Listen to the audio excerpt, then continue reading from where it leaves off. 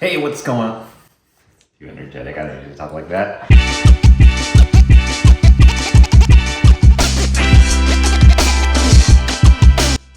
YF peeps, it's been a long time. I'm really sorry. But, life. At any rate, we do need to get to business, don't we? And the business that we do here is cooking. Today, that's going to be with a chuck roast. I have simply seasoned this with salt, pepper, and garlic. We're actually going to smoke this bad boy. Chuck is not as cheap as it used to be, but nonetheless, it is still delicious. So we are going to smoke it with the assistance of a little gadget you've seen here on this channel already. At any rate, we do need to get this out of the bag. It's been dry brining for about 24 hours. So let's get to it. And I guess we will need to get that smoker going as well because we are smoking meat. It's been a long time, guys, sorry. So let's get this chuck out of the bag. Again, this is just seasoned with salt, pepper, and garlic.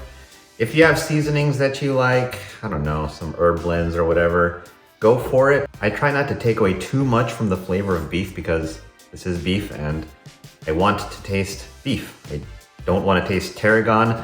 I don't want to taste, I don't know, basil. I just want to taste the beef. I think salt and pepper do a great job of enhancing the flavor, and garlic pepper is a nice little addition that, I don't know, it adds a little something, and at the same time, it doesn't steal the flavor of the beef away. So that's what we are going to go with. So we need this to go to our smoker, but first we do need to get the smoker ready. Nonetheless, I'm going to take this away. Some people like to, grill barefoot, and some people like to hit their toes against the side of the door frame. Well, we have some fire starters. We are going to need to get those. I think I made a spit bubble. We are going to need to get these fire starters into this charcoal. Here we have a Kamado Joe, and we just need to get some fire going. So, I'm gonna take one of these. I'm gonna place this fire starter right here. We don't need a whole lot of flame. We just need to get this fire going.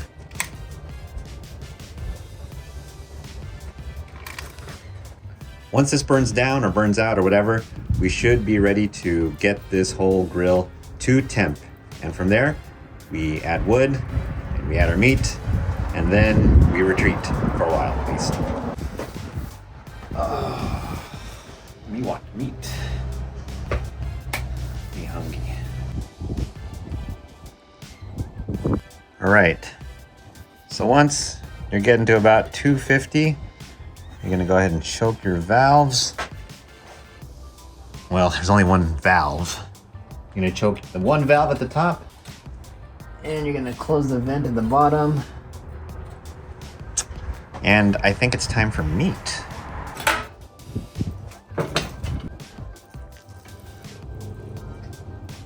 Right on there.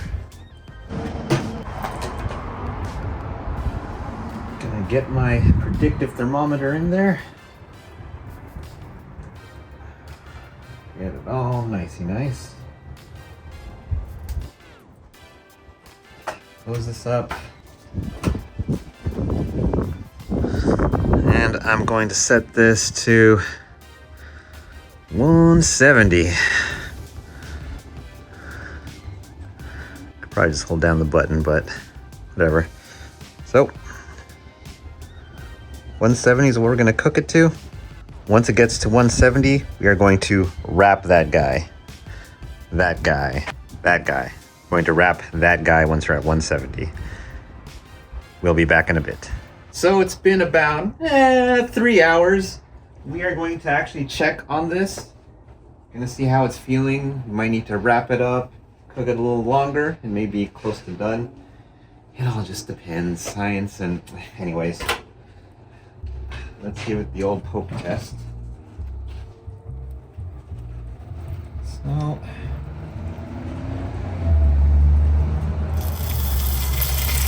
it's feeling good,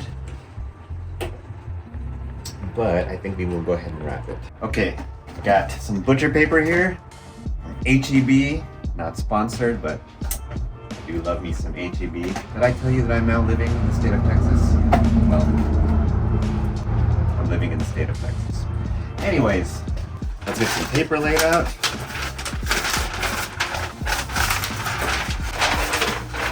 Like I'm wrapping a present. I'm wrapping a present. My tum-tum.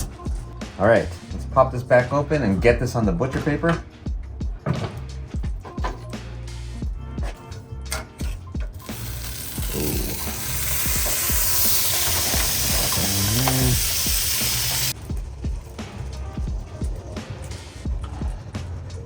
Let's go ahead and get this wrapped up.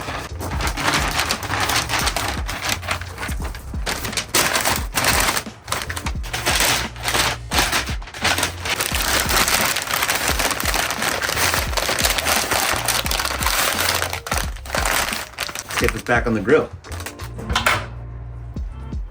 Alright, put that back on there. I'm gonna open up the vents a little more just to get that heat going a little higher to accelerate our cook time. Alright, now let's go back inside so I can make some changes to the predictive display thermometer thingy. Going outside again. Oh, sorry, this is not my grill, guys. Ah, there's hooks. Duh. All right. Check out. I mean, you can't see the meat, but I do want to poke. Yeah, oh yeah, it goes right here. Yeah, okay. All right. I'm not gonna grab that with my hands. All right. We need to get that rested. Don't hit glass with metal, folks. Need to get it rested, and 30 minutes, an hour. Then it'll be time for some smoked chuck. See you in a bit. Okay, let's slice this and see if it still looks like food. Or at least it still looks like barbecue. Whoa.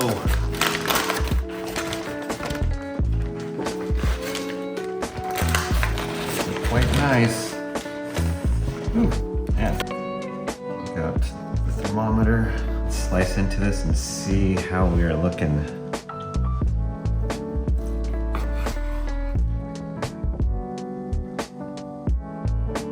Slice up a few pieces and give it a shot.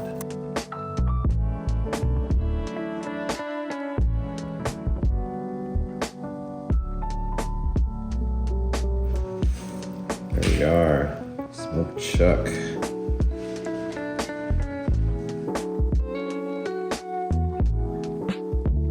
All right, let's try out the smoked chuck. This is actually, sorry, some fat flew off. This is actually my first full smoke. I think if you watch this channel enough, you've seen that I've usually messed with ovens, messed with sous vide. So let's see how my first full smoke came out. Again, smoked chuck.